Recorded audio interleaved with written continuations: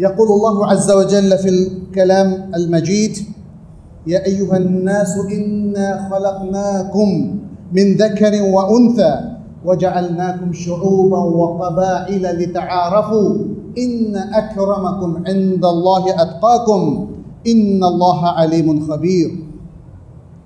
সূরাতুল হুজুরাত। আল্লাহ সুবহানাহু ওয়া তাআলা এই আয়াতটিতে সমস্ত মানবের উদ্দেশ্যে একটি চমৎকার ঘোষণা দিলেন। কি বললেন তিনি? ইয়া আইয়ুহান নাস, হে মানব মণ্ডলী, ইন্না খালাকনাকুম মিন যাকারিন ওয়া উনসা, আমরা তোমাদেরকে সৃষ্টি করেছি এক নর ও নারী থেকে। ওয়া জাআলনাকুম শুউবান ওয়া কাবাইলা লিতাআরাফু, আর তোমাদেরকে গোত্র ও জাতিতে জাতিতে বিভক্ত করেছি যাতে তোমরা একে অপরের সাথে পরিচিত হও।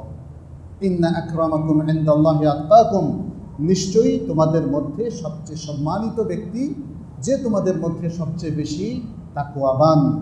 ইন্নাল্লাহা আলিমুন খাবীর, নিশ্চয়ই তিনি সব কিছু জানেন। আল্লাহ সব কিছু জানেন এবং সব কিছুর খবর রাখেন।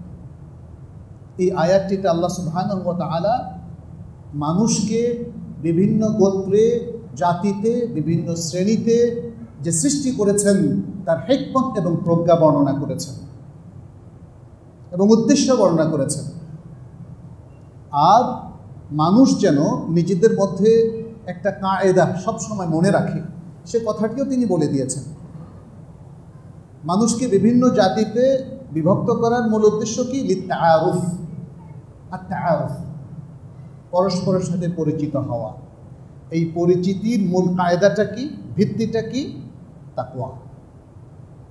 এবং আমাদের পরস্পরের মধ্যে আজকে যে এত সমালোচনা, এত বিভক্তি, তাই না, এত শত্রুতা, এত বিদ্বেষ, কারণ আমরা প্রত্যেকেই ভাবি বা বলি বা দাবি করি যে আমি শ্রেষ্ঠ, আমার দল অথবা আমার সাথে যারা আছে তারাই শ্রেষ্ঠ, অন্য সবাই ভুল।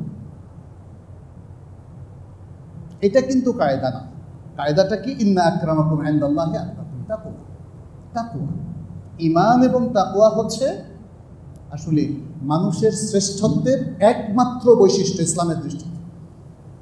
অতএব যদি কোনো ব্যক্তি ঈমান হারা হয়ে যায় এবং যদি কোনো ব্যক্তির মধ্যে তাকওয়া না থাকে, তাহলে সারা পৃথিবীর শ্রেষ্ঠত্বের সকল নিদর্শনও যদি তারা একসাথ করে, জাগতিক যত ইকুইপমেন্ট কিংবা অন্য অন্য বিষয়বস্তু আছে, তবুও সে আল্লাহর কাছে শ্রেষ্ঠ বলে গণ্য হবে না। অতএব জাতিতে জাতিতে যে সমন্বয়, যে কাছাকাছি আসা, একে অপরের সাথে পরিচিত হওয়া, যে সুন্দর সন্ধি কিংবা বিভিন্ন জাতির মধ্যে যে নেটওয়ার্কিং কিংবা বোঝাপড়া, যেটা রাসূল সাল্লাল্লাহু আলাইহি ওয়াসাল্লাম করেছেন না?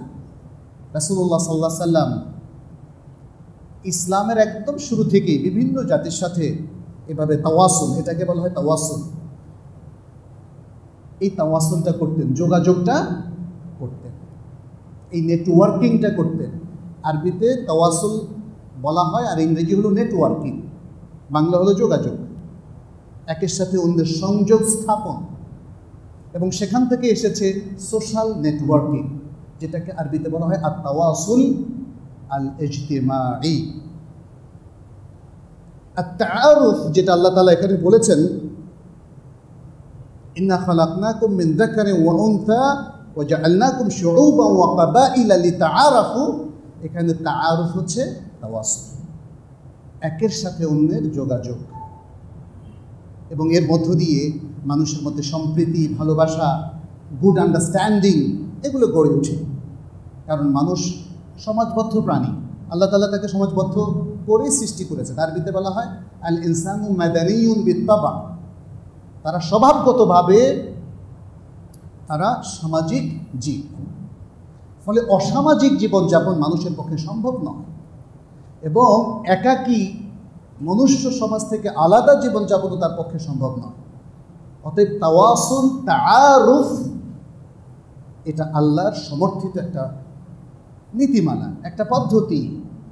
মানুষ তাদের এই সমাজের মধ্যে একের সাথে অন্যের যোগাযোগ রাখবে, সংযোগ স্থাপন করবে, আন্ডারস্ট্যান্ডিং রাখবে, এটাই বোঝানো হচ্ছে আর পরের কায়দাটা বলা হচ্ছে কি, এই সংযোগ স্থাপনের ভিত্তি হবে তাকওয়া। তাকওয়া তাকওয়া যদি এখানে মিস হয়ে যায় তাহলে সব কল্যাণ মিস হয়ে যাবে। এটা আমাদেরকে মনে রাখতে হবে। যদি আমরা তাকওয়া মিস করি তাহলে সব মিস হয়ে যাবে। মনে রাখবেন, মুসলিমদের সবচেয়ে গুরুত্বপূর্ণ সম্পদ হচ্ছে তাকওয়া। আর তাকওয়া মানি, তাকওয়ার 1 নম্বর এলিমেন্ট হলো ঈমান। কিন্তু ঈমান ছাড়া কি কোনো তাকওয়া কল্পনা করা যায়? করা যায় না। অতএব আমরা শুধু তাকওয়া বললেই এনাফ। এই জন্য আল্লাহ তাআলা কোরআনে তাকওয়ার গল্প এবং তাকওয়ার নির্দেশনা এবং তাকওয়ার আলোচনা সবচেয়ে বেশি করেছে। একসাথে যদি সব তাকওয়ার আয়াতগুলোকে আপনি নিয়ে আসেন তাহলে দেখবেন যে 2-2.5 ঘন্টা শুধু তেলাওয়াত করেই শেষ করতে পারবেন না। তাকওয়ার উপর অনেক আলোচনা আমাদের হয়েছে।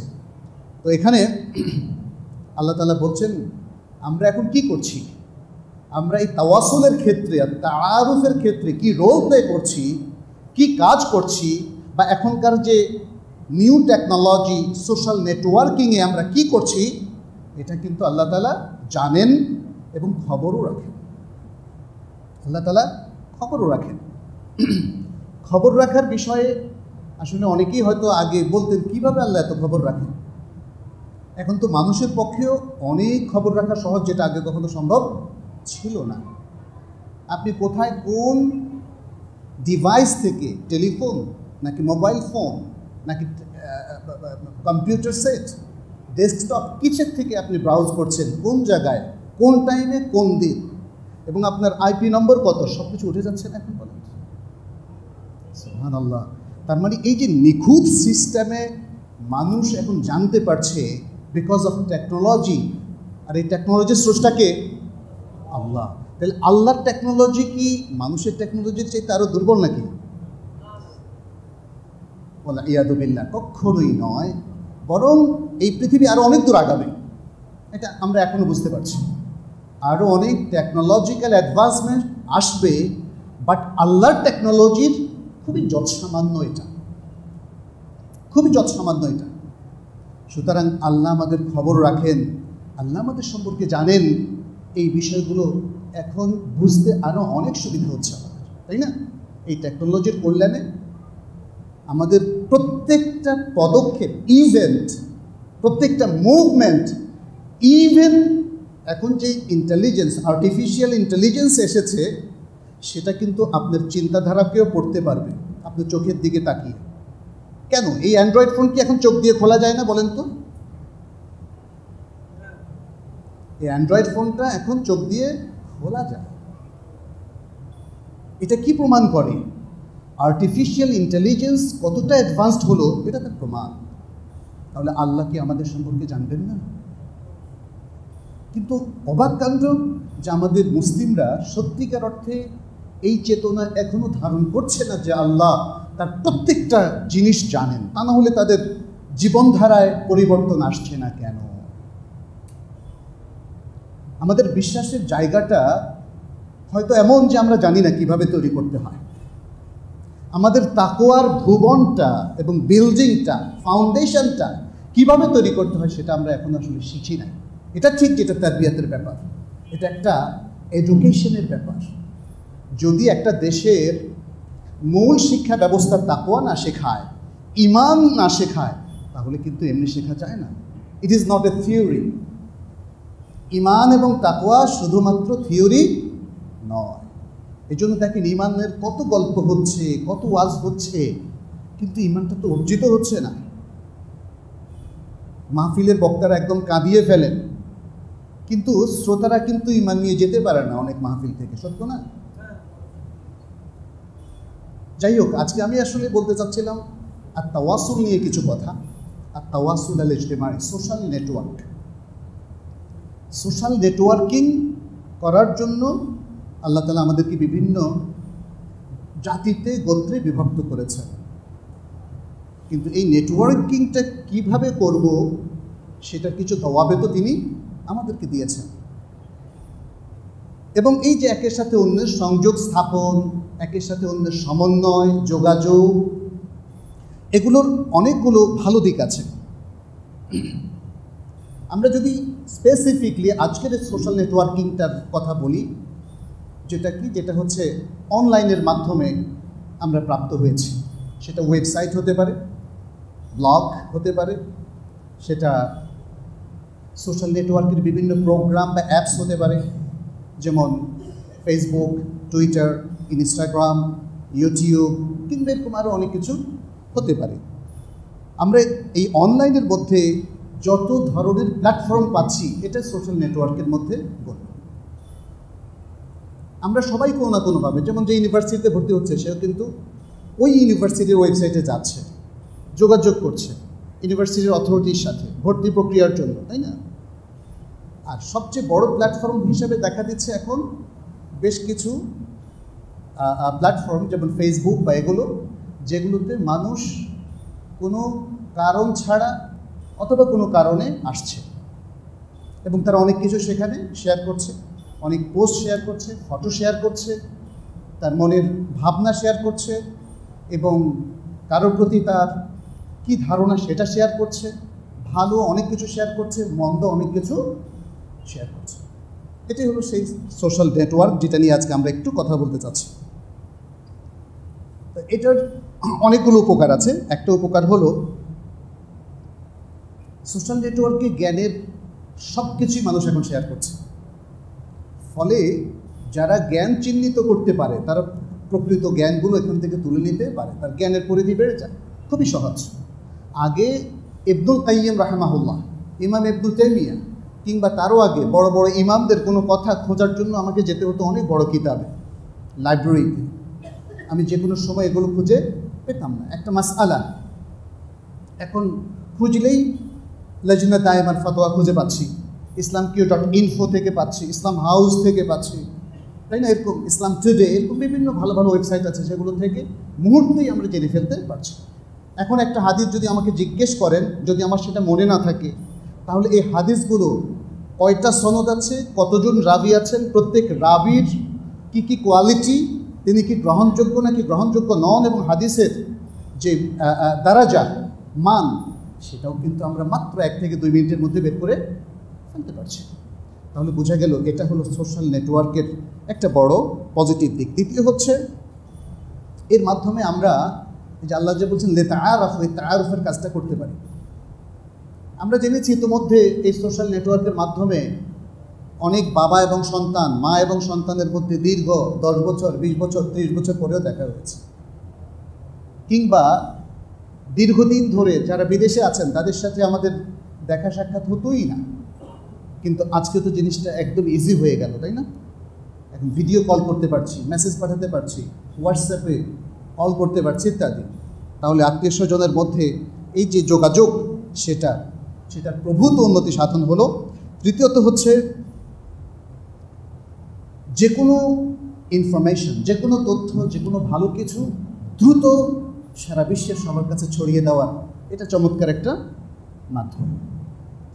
এরপর আরেকটি হলো আমাদের যে বিভিন্ন দক্ষতা অর্জনের জন্য এটা একটা চমৎকার মাধ্যম। আপনি যে কোনো বিষয় এখন ভালো একটা টিউটোরিয়াল পাবেন না? যে কোনো বিষয়, আপনি এমনকি ইসলামিক যে কোনো বিষয়, ইসলামিক যে কোনো ট্রানজ্যাকশান নিয়ে, কিংবা টেকনিক্যাল যে কোনো ট্রানজ্যাকশান নিয়ে, আপনি একটা অ্যাকাউন্ট কী করে, ইমেল কী করে ওপেন করবেন, সেটারও একটা টিউটোরিয়াল সেখানে পাবেন। এভাবে দক্ষতা বৃদ্ধি করা নানা ক্ষেত্রে আমাদের জন্য সহজ হয়ে যাচ্ছে। আর যদি আমরা বিভিন্ন প্রতিষ্ঠানের কথা বলি, কোম্পানি, কর্পোরেট বিভিন্ন প্রতিষ্ঠানের কথা বলি, তাহলে এই ডিজিটাল প্ল্যাটফর্ম বা এই নেটওয়ার্কিং তাদেরকে প্রভূত একটা উন্নতির দ্বারপ্রান্তে নিয়ে গেছে, এবং তাদের প্রত্যেক কর্মকর্তা, কর্মচারী বা অফিসিয়াল যে ডেকোরাম আছে, সেটার মধ্যে চমৎকার একটা সমন্বয় তারা এই প্ল্যাটফর্মের মাধ্যমে করতে পারছে। যদি আমরা প্রফেশনাল দিক থেকে দেখি, প্রফেশনাল বিভিন্ন ট্রেনিং নেওয়া আজকে আমাদের জন্য সহজ হয়ে গেছে এই অনলাইন প্ল্যাটফর্ম থেকে। আর প্যান্ডেমিক এসে কী করেছে, আমাদেরকে অনলাইনের মধ্যে ঢুকিয়ে ফেলেছে পুরোপুরি। এখন আমাদের বাচ্চারাও অনলাইনে ক্লাস করে না? অনেককে ফোন করলাম, কী খবর, কী অবস্থা, আপনাকে ফোনে পাওয়া যায় না কেন? বলে যে আমার ফোন তো আমার কাছে নাই। কার কাছে? বাচ্চার কাছে। কি করে বাচ্চা? বাচ্চা ক্লাস করে। যদিও এই কনসেপ্টটা ঠিক না, কিন্তু বাচ্চাকে এই ফোন দিয়ে ক্লাস করাবেন কেন? ওকে ডেস্কটপের ব্যবস্থা করবেন এবং সেটা থাকবে আপনার বাসার পাবলিক প্লেসে, অর্থাৎ যেখানে সবার দেখে, যেন সে এই ছোট্ট ডিভাইসটা নিয়ে কর্নারে যেতে না পারে বা একটা রুমে ঢুকে রুমটা ক্লোজ করতে না পারে।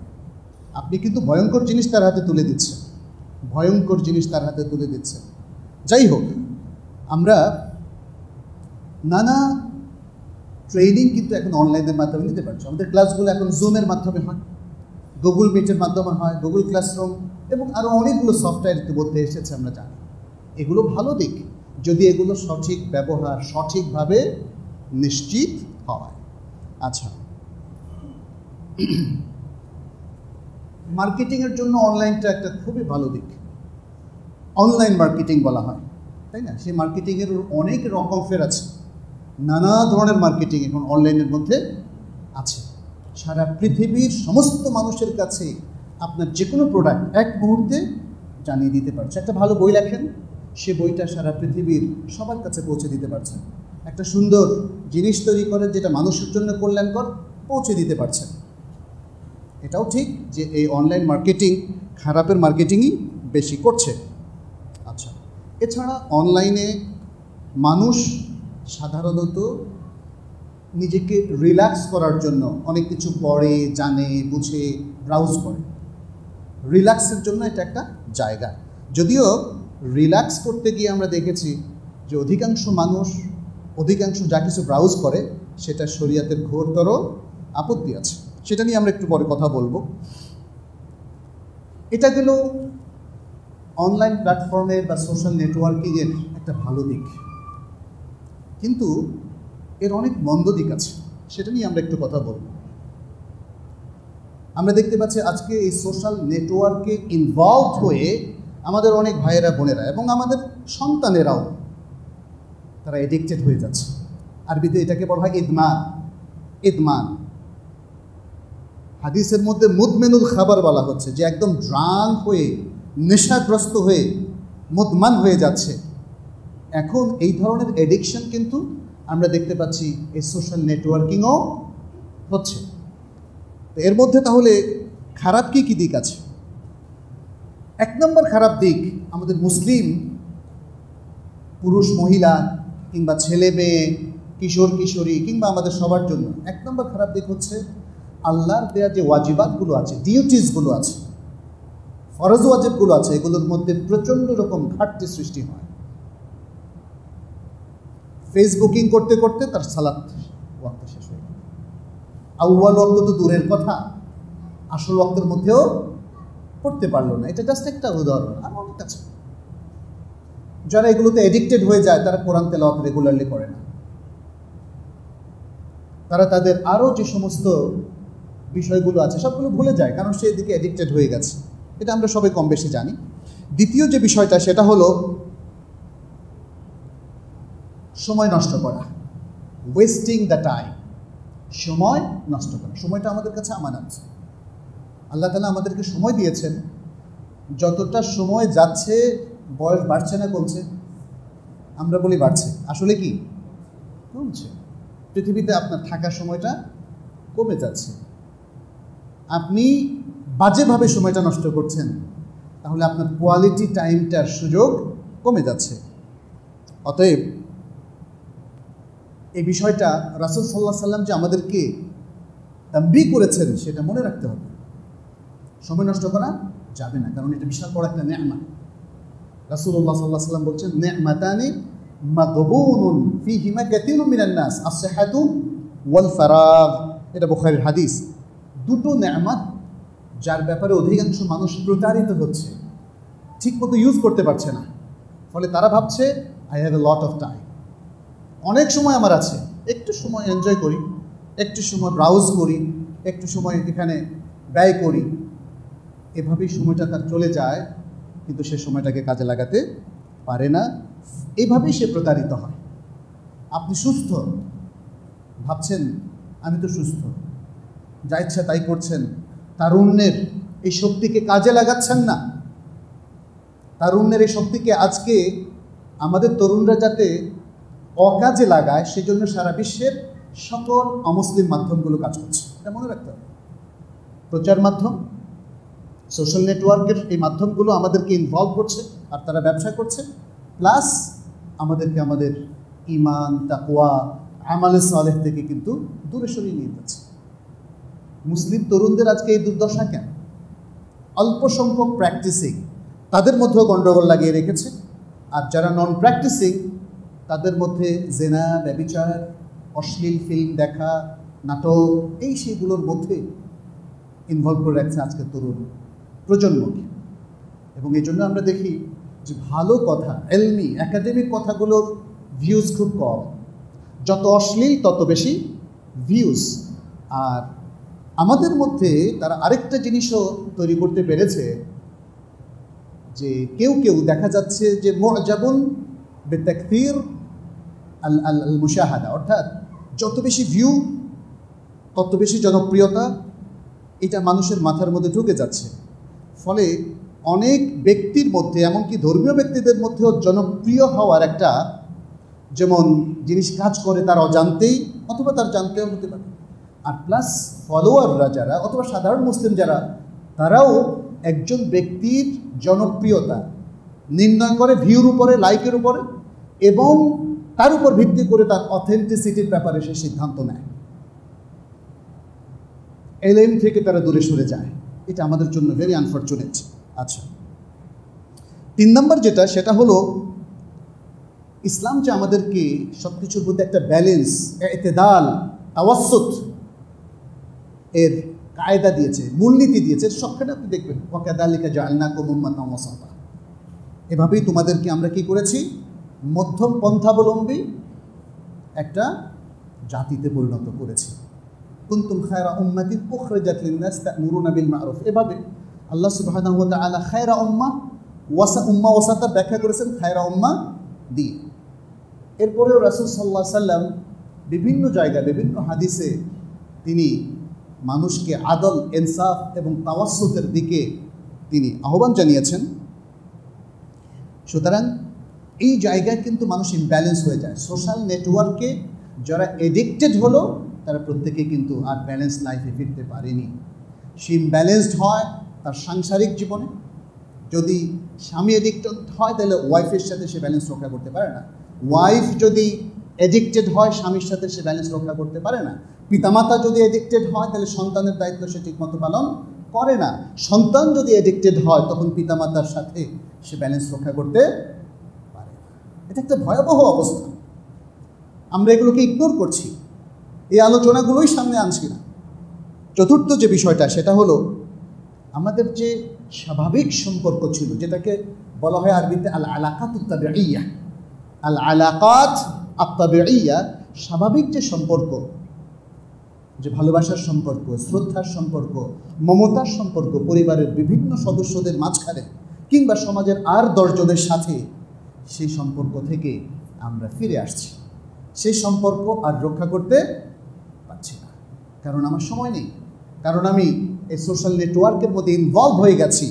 এটা আমাদের জন্য একটা বড় ধরনের ত্রুটি এবং ঘাটতি। আরেকটা হলো, যেটা 5ম নাম্বার, সেটা হলো একাডেমিক পড়াশোনা কমে যায়। তখন সে ইন্টারনেট স্কলার হওয়ার জন্য ট্রাই করে, এবং তার রেফারেন্স হচ্ছে ইন্টারনেট, ফেসবুকের বিভিন্ন ক্লিপ, ইউটিউবের বিভিন্ন পোস্ট, কিংবা ফেসবুকের বিভিন্ন পোস্ট, সোশ্যাল নেটওয়ার্ক থেকে এখান থেকে ওখান থেকে নিয়ে তার জ্ঞানের যাত্রা তৈরি হয় এবং জ্ঞানের ভুবন তৈরির কাজ চলে। এবং তারপরে সে গুগল স্কলার হয় অথবা ইন্টারনেট স্কলার হয়। আসলে আমাদেরকে হতে হবে কোরআন এবং সুন্নাহ ভিত্তিক স্কলার। কোরআন সুন্নাহ থেকে দূরত্ব বজায় রেখে যত বেশি ইন্টারনেট ব্রাউজ করেন, আপনি সুপথ পাবেন না। কারণ আল্লাহ তাআলা এই কোরআনকে নির্ধারণ করেছেন, ইন্না হাদাল কোরআন ইয়াহদি লিল্লাতি হিয়া আকওয়াম। আল্লাহ বলেছেন সবচেয়ে সুদৃঢ় পথ এটা কে দেখায়? আল কোরআন এবং আল কোরআনের সাথে আর সুন্নাহ। সুতরাং এই দুটো থেকে ডিটাচড হয়ে আপনি পারবেন না। এই দুটো যদি ইন্টারনেট থেকে নেন ভালো কথা, কিন্তু অন্যভাবে যদি আপনি কোনো ব্যক্তিকে অথবা তার কথা দ্বারা প্রভাবিত হন, সে যে সমস্ত তত্ত্বগুলো আছে ইসলামের, যে বিষয়গুলো আছে, সেগুলোর ব্যাপারে সে তার মতামত যদি ব্যক্ত করে, যেমন মাহদি নিয়ে, মাহদি তত্ত্ব, দাজ্জাল তত্ত্ব, কিয়ামত তত্ত্ব, দ্য থিওরি অফ দাজ্জাল, the theory of Mahdi, the theory of, এভাবে আরও যে বিষয়গুলো আছে, বা ইসলামের আরও যে বেসিক থিওরিগুলো আছে। থিওরি মানে হচ্ছে উলুম। এখানে জাস্ট অন্যদের তত্ত্বর মতো আমাদের তত্ত্ব নয়, আমাদের তত্ত্বটা হলো উলুম, জ্ঞান, নলেজ, দ্য নলেজ অফ ইমান, the knowledge of Mahdi, the knowledge of কিয়ামা, এভাবে আমরা বলি। সেগুলোর ব্যাপারে ব্যক্তি যখন বিভিন্নভাবে বলে, অবশ্যই আল্লাহ তাআলা কিছু কিছু ব্যক্তিকে অনেক বেশি মানুষকে মোহমুগ্ধ করার মতো ক্ষমতা দিয়েছেন। ইন্না মিনাল বায়ানে লা সিহরা, রাসূল সাল্লাল্লাহু আলাইহি ওয়াসাল্লাম বলেছেন, এটা বুখারীর হাদিস, যে বর্ণনার মধ্যে এমন কিছু আছে যাতে জাদু আছে। এখন এই জাদু তো খারাপ লোকেরাও দেখাতে পারে, পারে না? গ্রামে গঞ্জে হাটে গেলে দেখবেন যে চিকিৎসার অ্যাডভার্টাইজ করছে, এত সুন্দর অ্যাডভার্টাইজ, আমারও ইচ্ছে করে একটু দাঁড়িয়ে যেন শুনি। আসলেই মানে মোহনীয়ভাবে মানুষকে কনভিন্স করার মতো সে মজার মজার কথা বলছে, এবং এমন সব ঔষধের অ্যাডভার্টাইজ করছে যেটা দিয়ে পৃথিবীর সব রোগের চিকিৎসা হয় তার ভাষা। আর মানুষ যখন শুনে দাঁড়িয়ে যায়, তার তো প্রত্যেকেরই কিছু না কিছু রোগ আছে এভাবে। যাই হোক, আমরা যেটা বলতে চাচ্ছিলাম, এখন যেটা হচ্ছে, মানুষ ইন্টারনেট থেকে যদি সে জ্ঞান শেখার চেষ্টা করে, তাহলে অরিজিনাল রিসোর্স থেকে সে জ্ঞান শিখবে না। ইন্টারনেট স্কলার যদি তার পছন্দ হয়ে যায়, তার মধ্যে বিভ্রান্তি থাকুক আর যাই থাকুক, তখন রিয়েল স্কলাররা তার কাছে চোখের শুল হয়ে যায়, তার কথা আর ভালো লাগে না।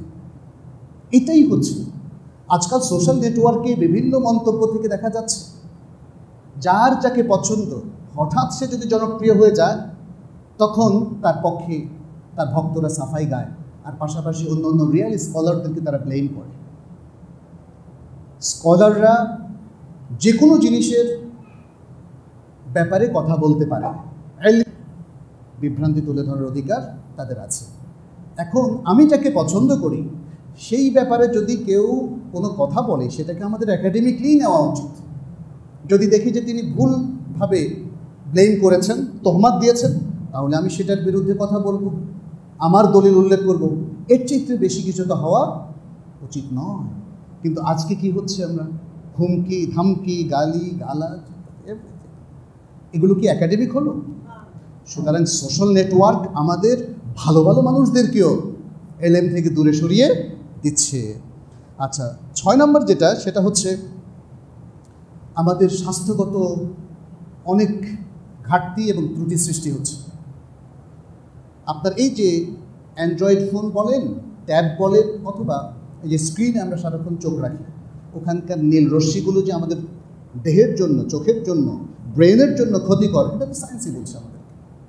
এবং এখন আমাদের শিশুরা, আমি দেখলাম প্রত্যেক বাসায়, যত বাসাতে যাচ্ছি, সব শিশুদের চোখে চশমা।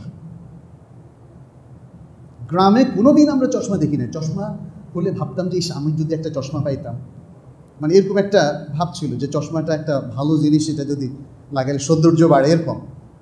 কিন্তু এখন তো সৌন্দর্য দরকার নেই, এখন ডাক্তারের কাছে গেলেই সবাইকে চশমা ধরিয়ে দেবে। এর কারণটা কি? কারণ হচ্ছে আমরা সারাক্ষণই এই ধরনের ক্ষতির মধ্যে লিপ্ত আছে। বাসায় টিভি আছে, বাচ্চারা টিভি দেখে, এখন তো ট্যাব দেখে, মোবাইল ফোন তার হাতে, মোবাইল ফোনে বাচ্চারা ক্লাস করে, বুঝছেন, একটু আগে তো বললাম।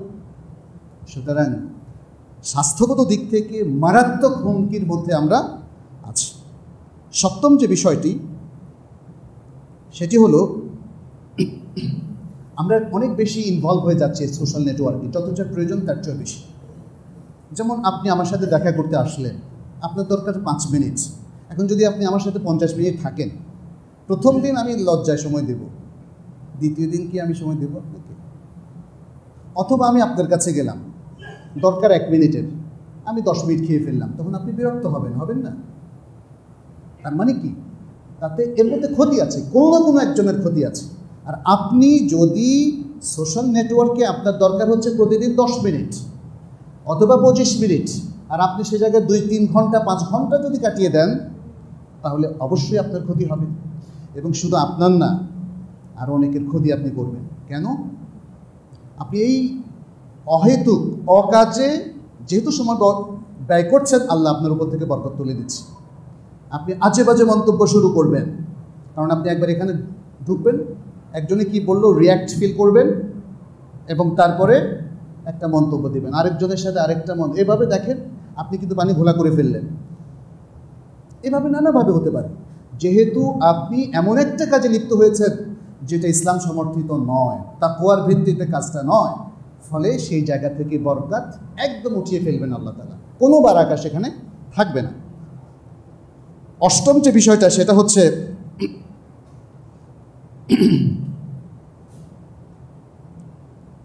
আমাদের যে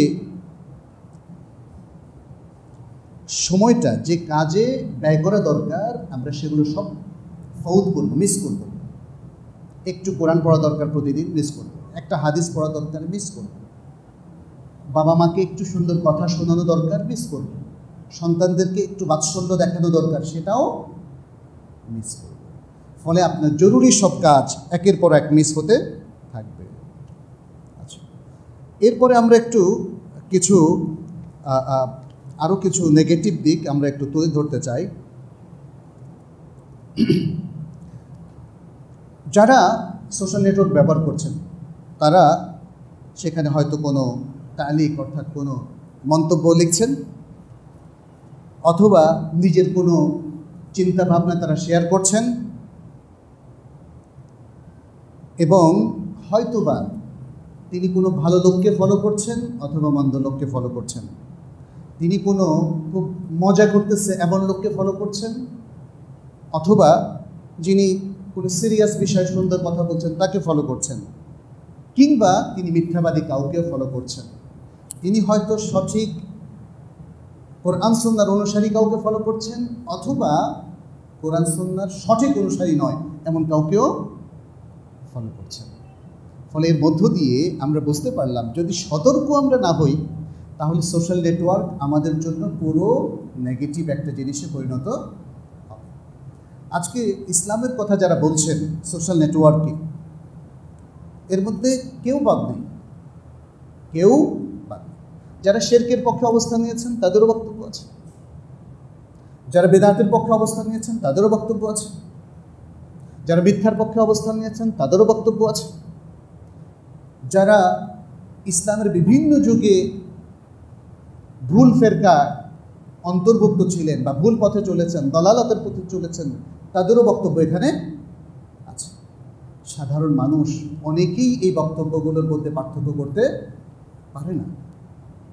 এটা হচ্ছে সোশ্যাল নেটওয়ার্কের সবচেয়ে বড় আমাদের মুসলিমদের জন্য নেগেটিভ দিক। আমরা সুন্দর একটা ওয়াজ শুনলেই মন গলে যায় আমাদের, সাধারণ মানুষদের কথা বলছি। একটা কথা, গাল গল্প, যত মিথ্যাই হোক, দেখবেন যে অনেকের কাছেই সেটা ভালো লাগে। অনেকের কাছে আবার ভালো লাগে খুব গরম গরম বক্তৃতা। এভাবে মানুষের সমালোচনামূলক বক্তব্য বা মুসলিম শাসকদের সমালোচনামূলক বক্তব্য অনেকের কাছে খুব ভালো লাগে, সেটা সঠিক হোক আর বেঠিকই হোক। আজকের এই ফিতনার সময়, এই কঠিন জটিল সময়ে মুসলিমদেরকে অবশ্যই বিচক্ষণতার পরিচয় দিতে হবে।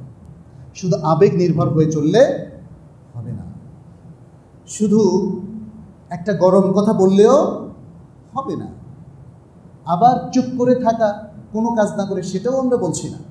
প্রত্যেকে তার নিজের জায়গা থেকে বিচক্ষণতার সাথে কাজ করবেন, ইলম অর্জন করবেন এবং ইলমটা শেয়ার করবেন, এবং প্রজ্ঞার আলোকে জীবনটা, পরিবারটা, সমাজটা পরিচালনা করবেন, এবং জীবনের গুরুত্বপূর্ণ সিদ্ধান্তগুলো কোরআন এবং সুন্নাহর আলোকে নেবেন।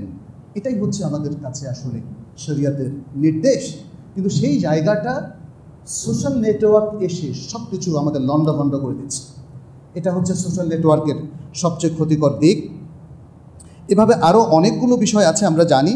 এর মধ্যে আমরা জানি যে আমাদের অনেকেই, এখন আর বাচ্চাদের দোষ দিয়ে লাভ নেই, আমরা অনেকেই এমন সব কিছু এখানে ওয়াচ করছি যেটা শরীয়তে হারাম। সেটা নাটক হোক, সিনেমা হোক, অথবা আরও খারাপ কিছু হোক। হারাম অনেক কিছু তারা ব্রাউজ করছে, হারাম অনেক কিছু তারা সেখান থেকে শিখছে, এবং কোরআন সুন্নাহ বিরোধী চিন্তা ভাবনাও সেখান থেকে শিখছে। আজকের বিশ্বে মুসলিম সমাজে যে নাস্তিকতা খুব দ্রুত অগ্রসর হচ্ছে, দ্রুত মানুষের মধ্যে ছড়িয়ে পড়ছে, বিশেষ করে শিক্ষিত সমাজে এবং শিক্ষিত তরুণ তরুণের মধ্যে, তার জন্য সোশ্যাল নেটওয়ার্কিংটা দায়ী।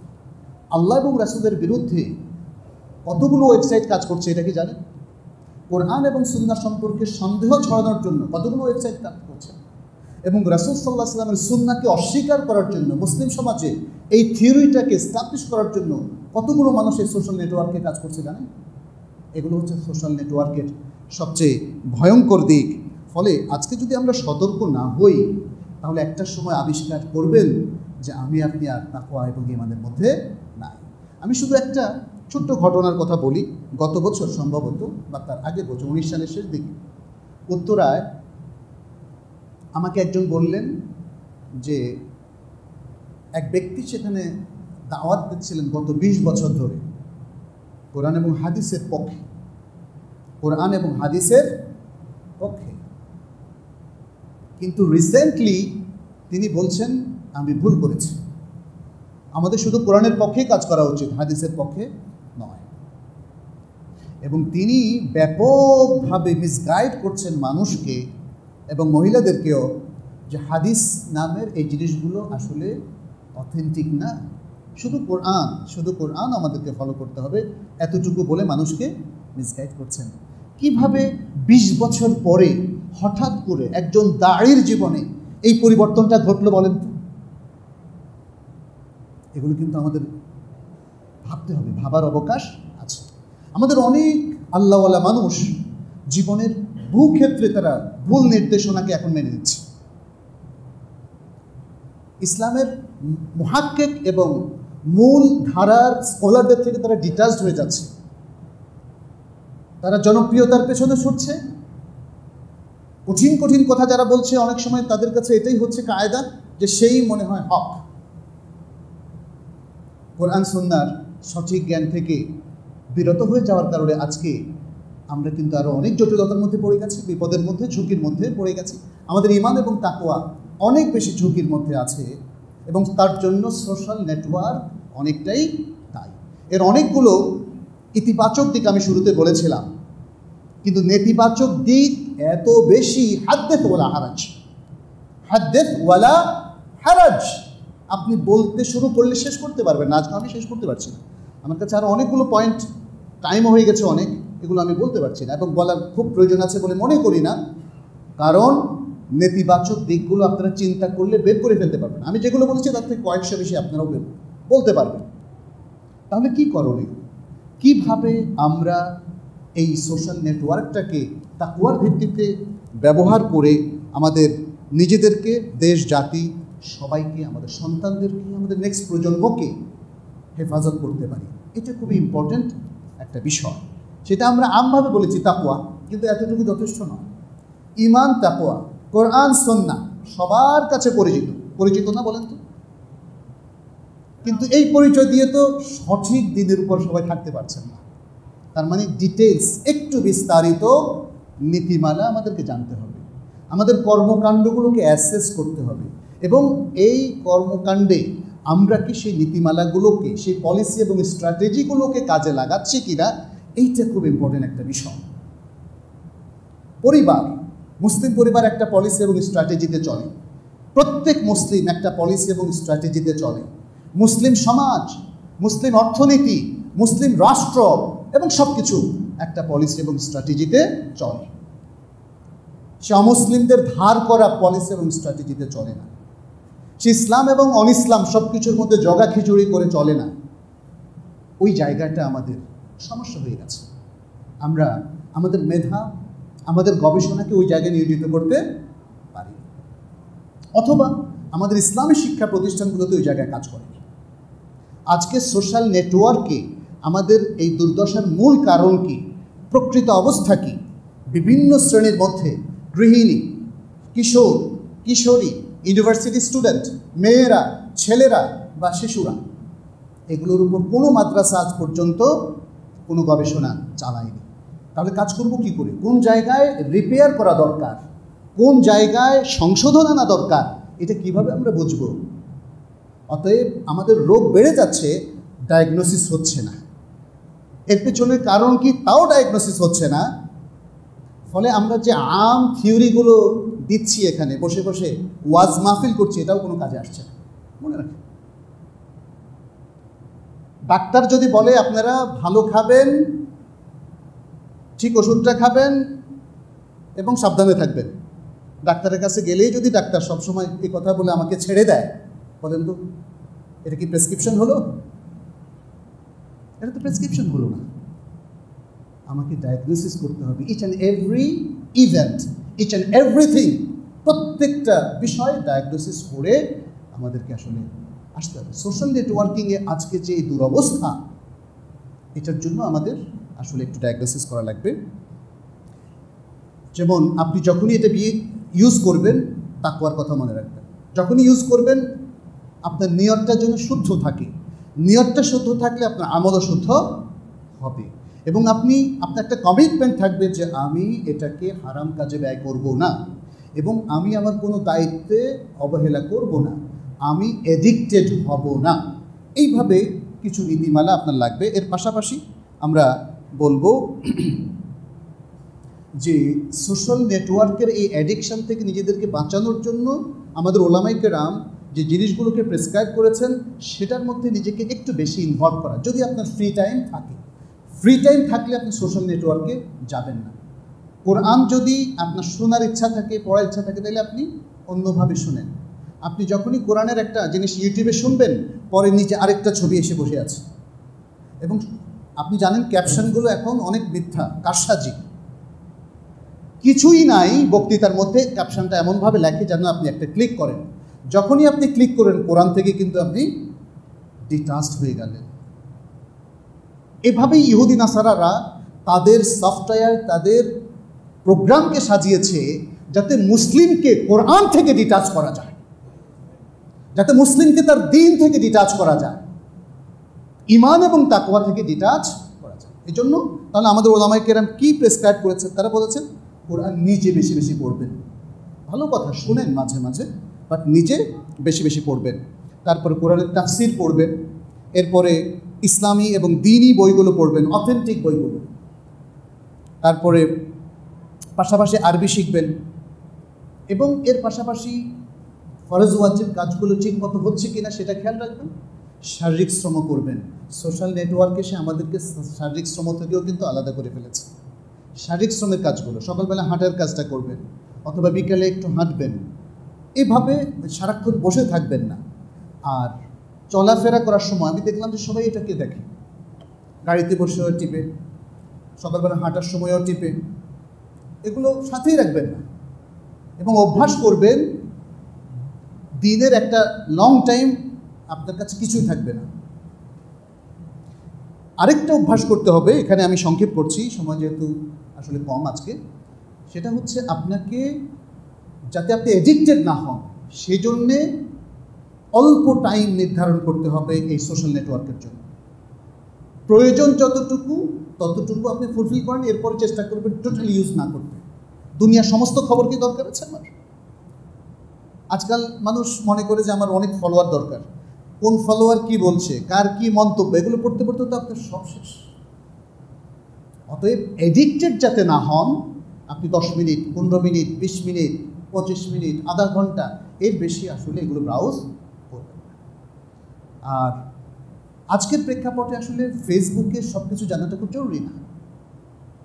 আমি ব্যক্তিগতভাবে, যদিও জাস্ট দাওয়াতি কাজে আমাদেরকে কিছু রাখতে হয়, খুবই কম সময় দিই। ফেসবুকে আমি 10 থেকে 15 মিনিটের সময় দেই না।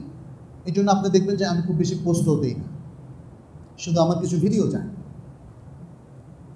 ফেসবুকের ক্ষেত্রে আরেকটা জিনিস না বললেই নয়, আজকে শেষে আমি একটু বলতে যাচ্ছি, সেটা হচ্ছে এই যে ফেক পেজ খোলা। এই কথাটা তো আসেনি, এই কথাটা আসলে শুরুতেই হয়তো আমার বলার ইচ্ছা ছিল, ভুলে গিয়েছি সামহাও। ফেক পেজ খোলা, বিভিন্ন শাইখদের নামে ব্যক্তিরা তাদের ফটো ইউজ করে নিজেরা খুলছে, এটা কিন্তু হারাম। এটা তাসবির, মিথ্যার আশ্রয় নেওয়া। এবং আপনারা লক্ষ্য করবেন, আপনি কি মিথ্যা পাসপোর্ট করতে পারেন? আপনি কি মিথ্যা আইডি করতে পারেন? যদি করে না আইনত দণ্ডনীয় না? তাহলে পেজের ক্ষেত্রে ফেসবুক কিংবা এই যে সোশ্যাল নেটওয়ার্কগুলো মিথ্যাভাবে খোলার সুযোগ কেন করে দেবে? পৃথিবীতে মিথ্যার চর্চা যেন আম হয়ে যায়।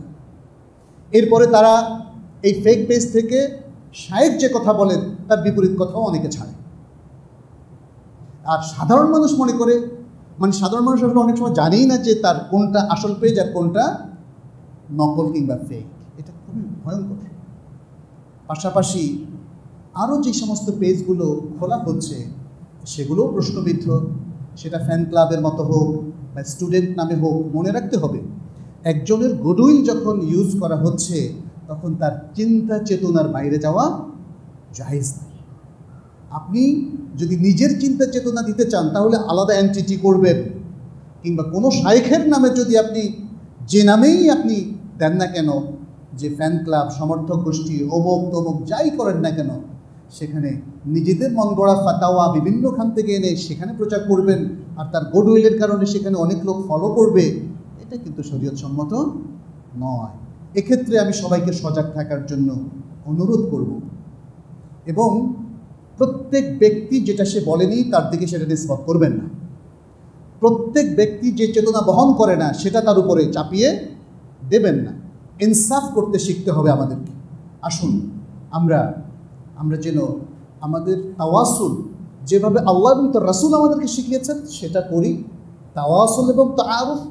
এবং আজকের অমুসলিম বিভিন্ন সফটওয়্যার যেটা অমুসলিমরাই আসলে আমাদের উপর চাপিয়ে দিয়েছে, আমরা হয়তো হুজুগে সেগুলো ইউজ করছি আবেগ দিয়ে, সেটার ব্যাপারে আমরা সতর্ক হই। আমরা যেন আল্লাহ রাসূলের নির্দেশের বাইরে না যাই। আমাদের এই ইমানি সতর্কতা ইনশাআল্লাহ মুসলিম উম্মাহকে হেদায়েতের উপর থাকতে সাহায্য করবে। আল্লাহ সাহায্য করবেন, কারণ আল্লাহর দেয়া মূলনীতির উপর যতক্ষণ পর্যন্ত আমরা থাকবো ততক্ষণ পর্যন্ত আমরা ভ্রষ্ট হব না। রাসূল সাল্লাল্লাহু আলাইহি ওয়াসাল্লাম সে কথাটি বলেছেন, তারাকতু ফীকুম আমরাইন লান তাদিল্লু মা তামাসসাকতুম বিহিমা কিতাবাল্লাহি ওয়া সুন্নতি। তোমাদের মধ্যে দুটো জিনিস রেখে যাচ্ছি, যদি তোমরা সেটা আঁকড়ে ধরো কঠিনভাবে তাহলে কখনোই তোমরা বিভ্রান্ত হবে না। আসুন আমরা প্রত্যেক ক্ষেত্রে, সোশ্যাল নেটওয়ার্ক এবং আরও অন্যান্য সকল ক্ষেত্রে, এই দুটো মহান নীতিমালা, এই দুটো মহান ওয়াহিকে আমরা যেন ধারণ করি। আল্লাহ আমাদেরকে সে তৌফিক দান করুন, আল্লাহ আমাদেরকে হেফাজত করুন, আল্লাহ আমাদেরকে বিভ্রান্তি থেকে রক্ষা করুন, আল্লাহ আমাদের মধ্যে শ্রদ্ধা, মমতা, ভালোবাসা তৈরি করে দিন এবং ঈমান এবং তাকওয়া তৈরি করে দিন। আকুলু কাউলি হাযা ওয়া আস্তাগফিরুল্লাহ লি ওয়া লাকুম ওয়া লিসাইরিল মুসলিমিন ইন্নাহু হুয়াল গাফুরুর রহিম।